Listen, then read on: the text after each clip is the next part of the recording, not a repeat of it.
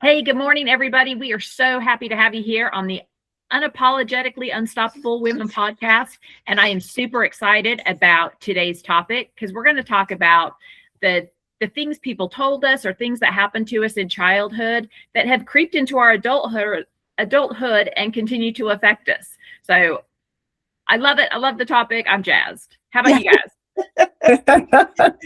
I love it. Yes, indeed.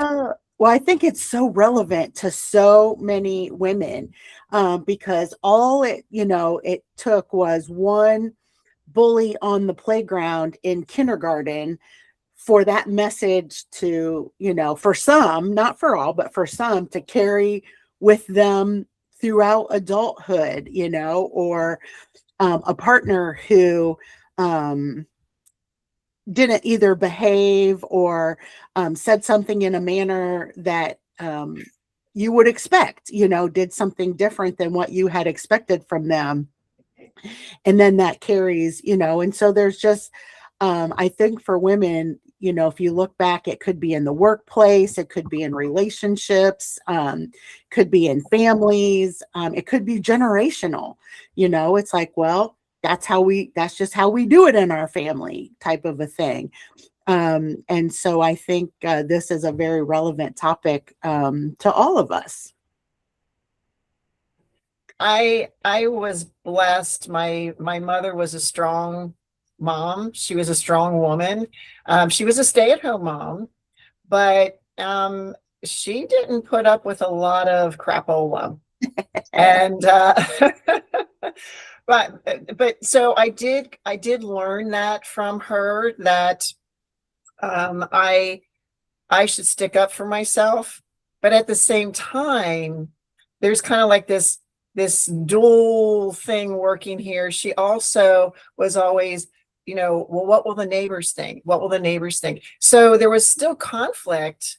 I'd have to really think about, well, is this going to make me look bad or make my family look bad or make my mom look bad if I do X, Y, Z and stand up for myself? Or do I stand up for myself? So there's still that conflict in there.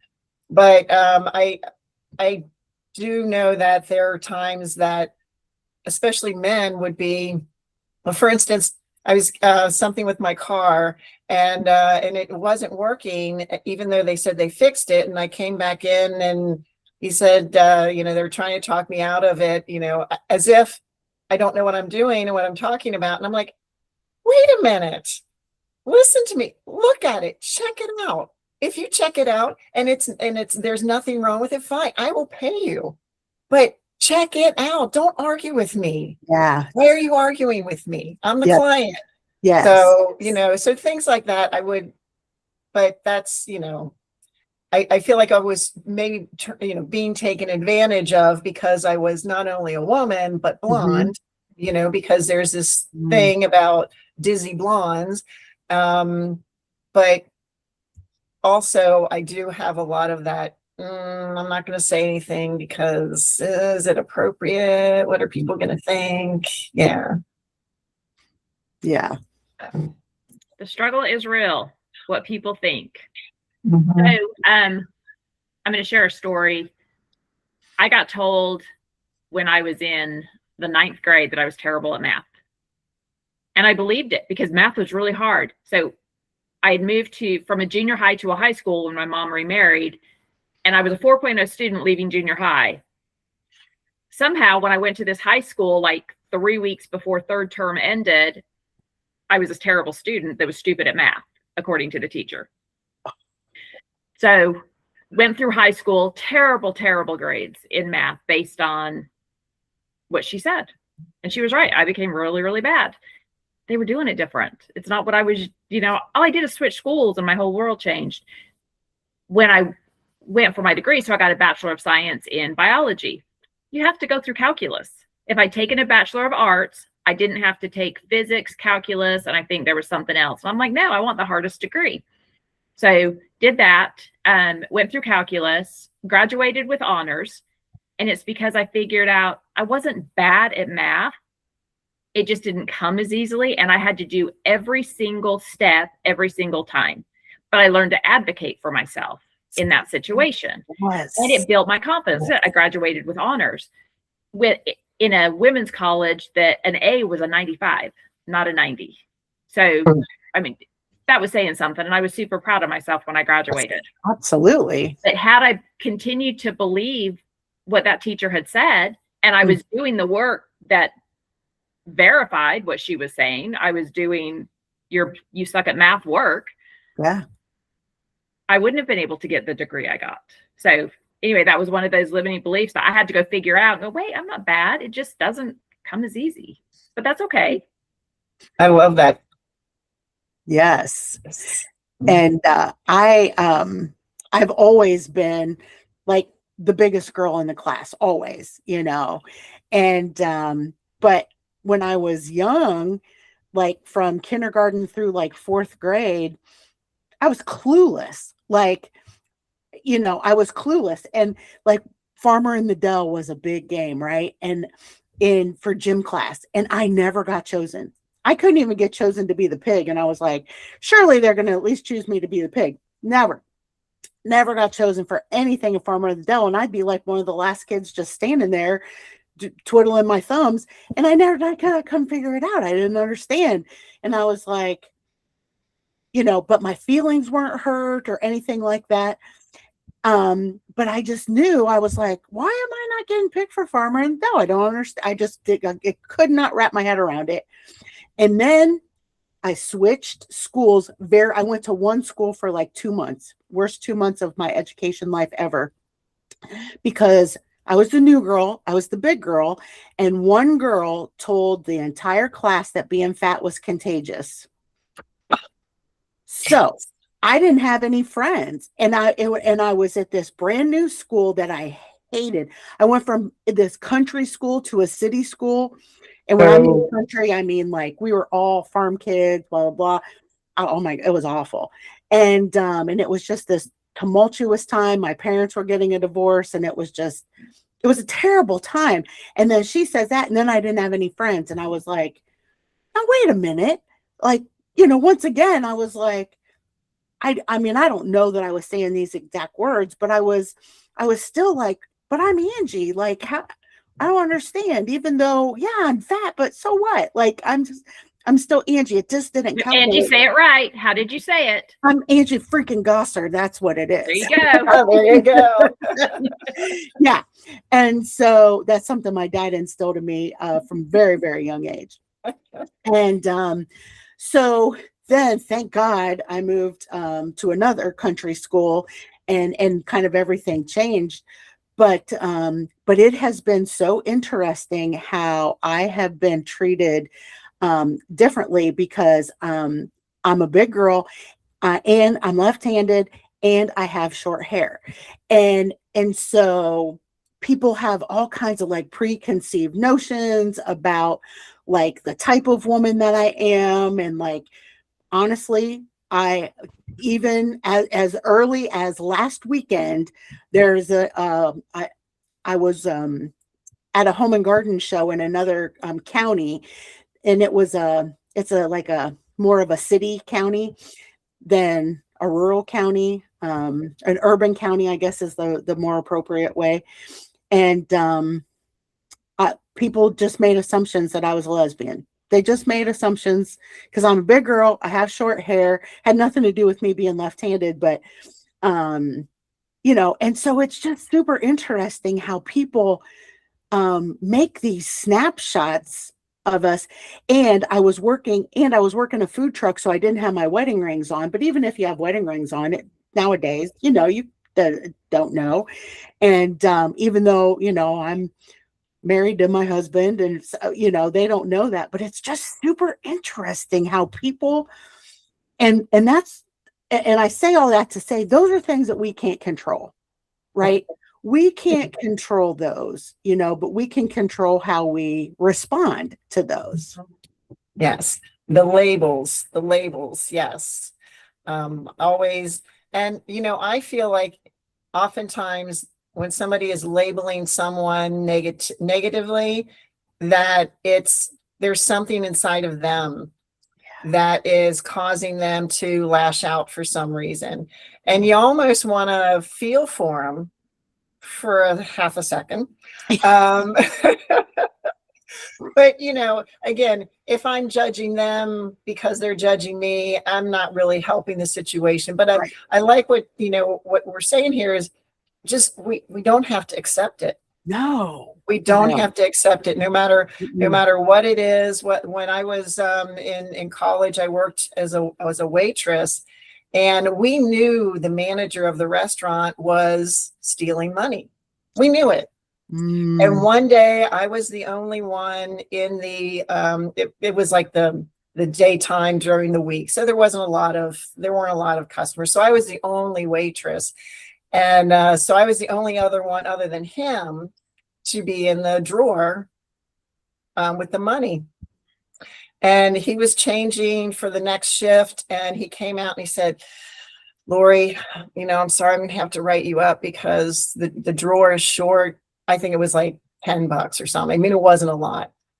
And I was like, he said, and I'm not really accusing you, but here's this pink slip. You just have, nothing's gonna happen. You're not gonna get fired. You just have to sign this. I'm like, and luckily I have a friend who's a lawyer, and I just said, you know what? Before I sign anything, I always like to have my lawyer look at it. And so here's this like college kid saying this, and he's like, no, it's not a big deal. I'm like, you know, if you give it to me, I'll bring it to my lawyer. And you know, and like we did that for about 5 minutes, and finally, he went back into his office, and then he came out like 10 minutes later. "Oh, Lori, good news! I found the money." I'm like, "Oh, how shocking!" But people try to do that. They think you're stupid. You know, they think that, oh, you know, I'm a big man, and you're going to do whatever I ask you to do because obviously you're afraid of me. Mm. I don't think so. Yeah. And he was in a position of power over, Yes. and so he was trying to exert that power over you. Yes. And yeah. And Know who he was dealing with. I think we just did a really good job of giving 3 examples of things that where we didn't let either ourselves be told something, we didn't believe something, we didn't respond a way somebody may have wanted us to respond, like we made a choice. So come up with one if you can now of a time where it did seep into your adulthood and you did have to do some work. And I'll kick it off. So I was sexually abused as a kid. My dad was removed from the home when I was 13 years old. And he had told me that my only job in life was to please men and I was going to grow up to be a whore. Well, none of those things happened.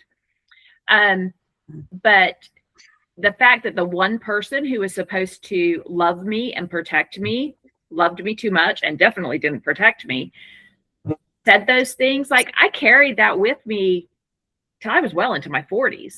And he was dying, and I had to go through and figure out how to not carry the hate I carried for him when he was dying. I also wasn't going to go pat him on the back, but I carried that with me for a long time, and it affected my relationships. It affected my marriages. It affected how open and honest I was. My youngest daughter used to call me robot mom because I didn't show any emotion about anything. I just kept everything buried behind these very, very thick walls and behaved appropriately in all the things I was supposed to do, but with very little emotion attached to it.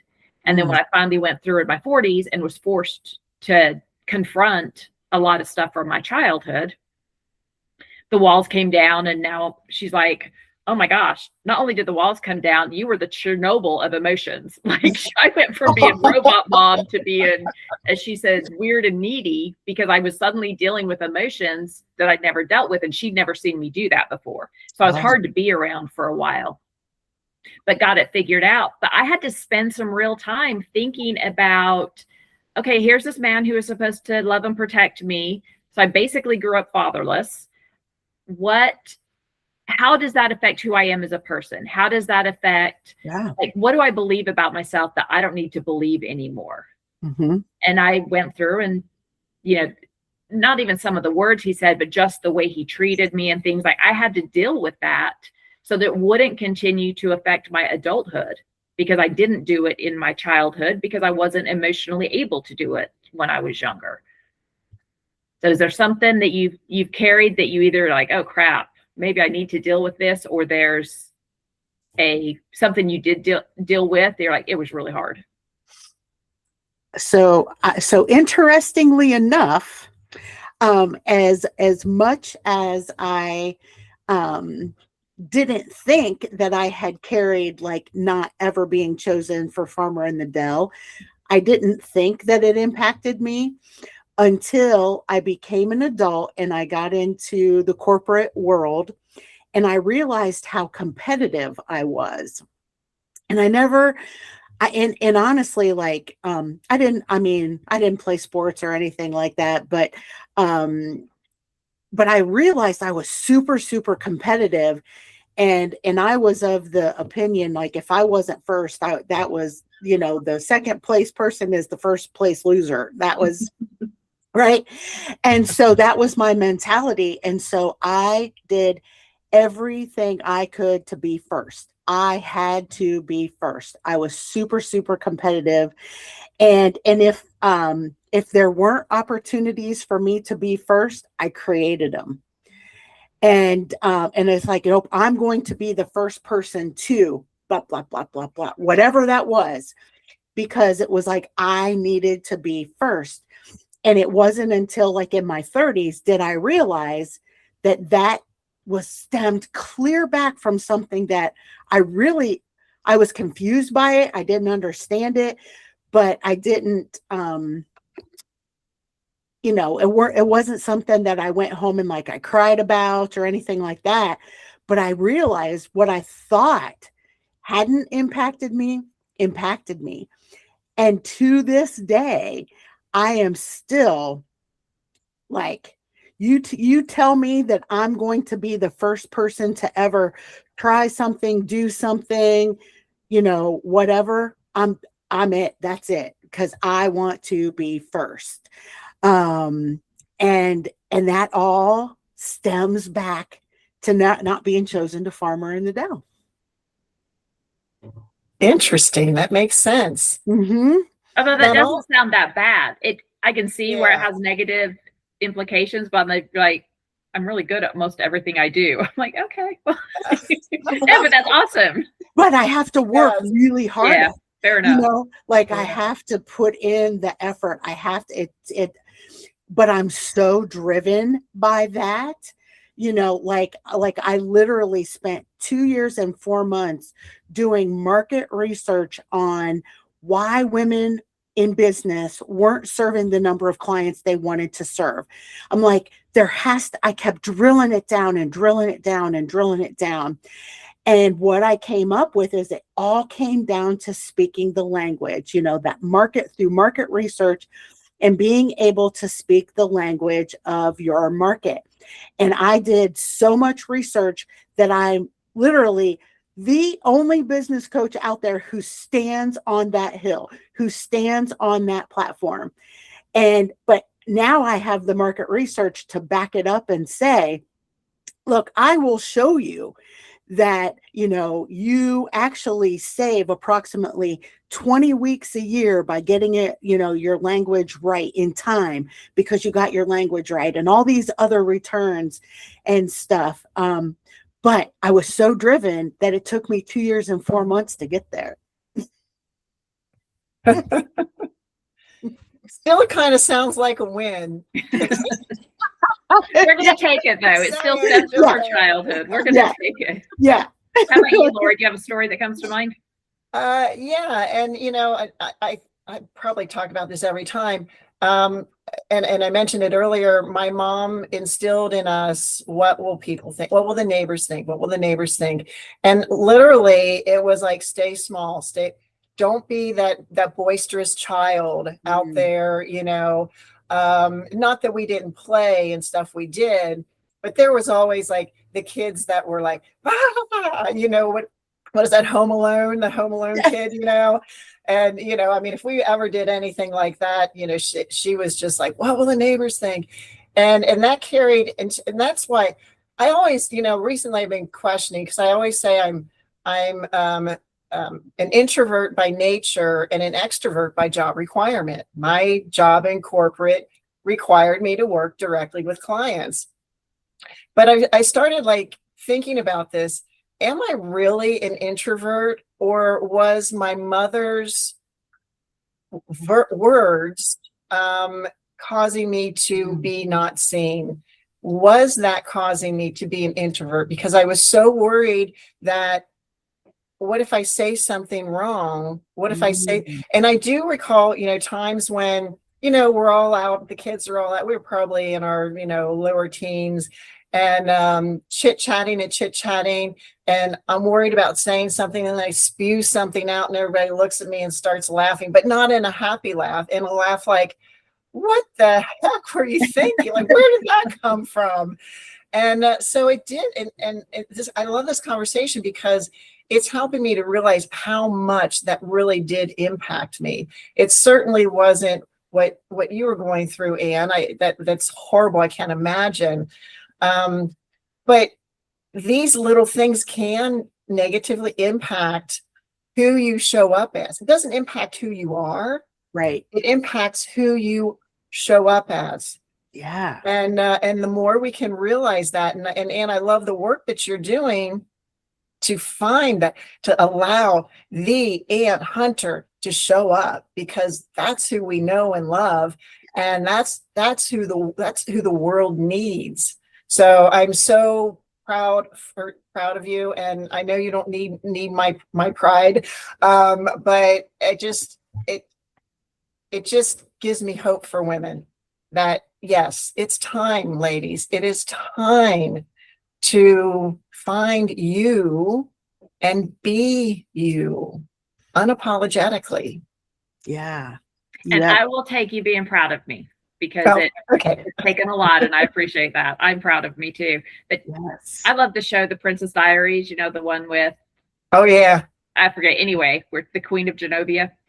But the scene I like the most from that movie is when the new princess is riding in the back of the limo, and her friend is picking on her about something, and the limo driver sees, which is the security person, sees the look on her face at what was just said to her. And when he gets her out of the car, he says to her, and I think it's Eleanor or Roosevelt said, and I'm going to butcher the quote because I really wasn't prepared to say this, but like, nobody can make you feel inferior without your permission.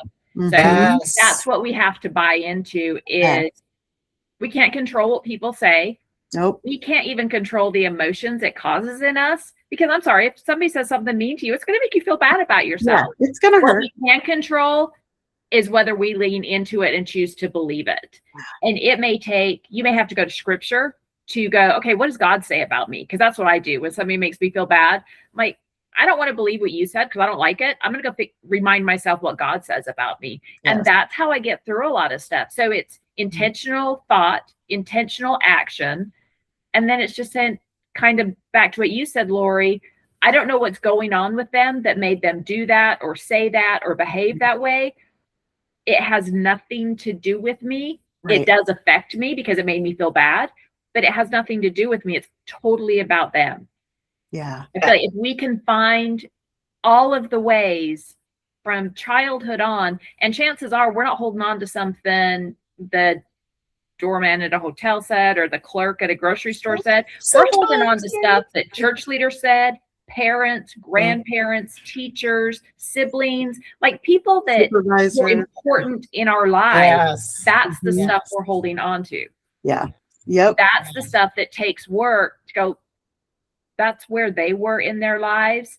It's affected me for however long. It's time to let that go because it's stopping me from being the person God wants me to be and the person I see myself being. But it does take work. I'm like, it is seriously embracing the suck, because it sucks to do the work, but it is so pretty on the other side. Yes. Yeah. And it's not true, like being fat is not contagious, right? Like, it's not true. And the fact that, when the teacher said Anne was bad at math, that's not true. Did it come easy for her? No. but that didn't mean she was bad at math, right? Yeah, I mean, there's just and so really looking at it through a different lens of, do I choose to believe that or not? And it's like, you know, how well do you know yourself? And if you know it's not true, then you need to find a way to let that go, or remind yourself, whatever you need to do, even if it's talk it out with a friend or something, to just reassure yourself that that's not true. Someone keeps saying you're a horrible person, and you're not a horrible person. Like, that. Yeah. Go ahead, Lori. And it's also, well, for one, I sometimes believe that being fat is contagious, because every time Dave puts weight on, I put weight on. I don't know. Is that coincidence? I don't know. Or the amount that we're eating and drinking, I don't know. But sorry, I just that's funny. Anyway, now I forgot what I was going to say. Isn't that terrible? Oh my goodness. Sorry. Angie, it's just your personality is so big, it's just overflowing. Absolutely. Yes. Oh my I God. need extra space to contain that giant personality that you've got. Well, and I just embrace who I am. I mean, the good Lord made my shoulders broad, gave me a big mouth, and I embrace who I am. And sure, are there things I could do? Absolutely. But if I'm comfortable in my own skin, why does it bother somebody else? If it doesn't bother me, and my health is good and all the different things, then that's what I think. It's like, why does it bother you that I'm a big girl, or that I have short hair? I don't understand. Like, if that's what I want for my life, what's it to you? And you are so, I mean, Angie, the first time I ever met you, and it was a webinar, the first time I ever met you, I was like, I like this woman. And then when I actually met you in purpose, I'm like, I love this woman. Best hugger in the world. Well, I get to meet her in person finally after Yes. 3-4 years at the end of this Yes. month. So I'm Yes. super excited to give you a big old hug. Definitely. But how many times have you been in conversations with women? I mean, men too, but we talk more to women on this podcast, where you look at them, are like, why do you believe that? Like, you're kind of questioning, and they're totally bought into whatever the scenario is. They're totally, and you're like, I can fix that. You don't have to believe that. Yeah. You just kind of want to go, stop. Yeah. And actually, I remember what I was going to say. Those things that like we're told when we're younger, they're in our brains, right? And our brain tries to keep us safe. And part of that being safe is to feel good. So our brain kicks in. And, and when you were talking about, look into the Bible and all that stuff, I was getting chills. And I was like, you know what? One of the things I teach my clients is speak and feel from your body. Oh. Because if you feel if you want to say something and you feel expansive, then that's like, or you get chills, like I'm getting chills. It's a sign. It's a sign from God. It's a sign from the universe. Do it. Yeah. Unapologetically. And then if you feel like constricted, your body, the more you can tap into your body knows. Yeah. And it's the mind. You got the brain up here, but you got the heart and mind in your body. And when you can start tapping into that and following your feels, life will change for the better. Yeah. Absolutely. I feel like when you're feeling constricted, that's a good time to let that shit go. Yes, exactly. Sorry, I don't normally cuss on this, but exactly. I'm like, that was the perfect sentence for that. Yes. Yes, absolutely. Yeah. Well, in our last few minutes together, ladies, what words of wisdom, because listeners, although, we don't know for sure, but I highly suspect you have had those voices, whether, from somebody in your life that has done or said something to you that has impacted you in a way that that maybe you haven't realized yet, or that you do realize it, but it's keeping you stuck or stagnant, or you're believing something that that just isn't, true about you. And so what words of wisdom would you leave with our audience today? So I think I would be intentional. Just be really intentional. Typically, the things that make you feel bad about yourself, the triggers, the certain thing, like stop and ask why. Why does that bother me? Why does that make me go to the Bible? Why does it make me drink? Why does it make me want to hurt myself? Whatever the thing it makes you want to do is, stop and ask yourself why, because there's something you can do about it. Yes. And I've heard people say, and I think I've said it before in this, well, I don't know how. Okay, well, what would you do if you did know how? Yeah. And then do that. So it may take a couple of layers to peel back, but just be super intentional about doing it. Because if you wait until there's a Chernobyl of emotion in your life, you're not in a good place and life isn't going well for you. And I don't recommend it. I barely survived it. Yeah. And I certainly don't ever want to do it again. So deal with the stuff you can deal with before it's a Chernobyl. Yeah, that's great. Yeah. Lori, what about you?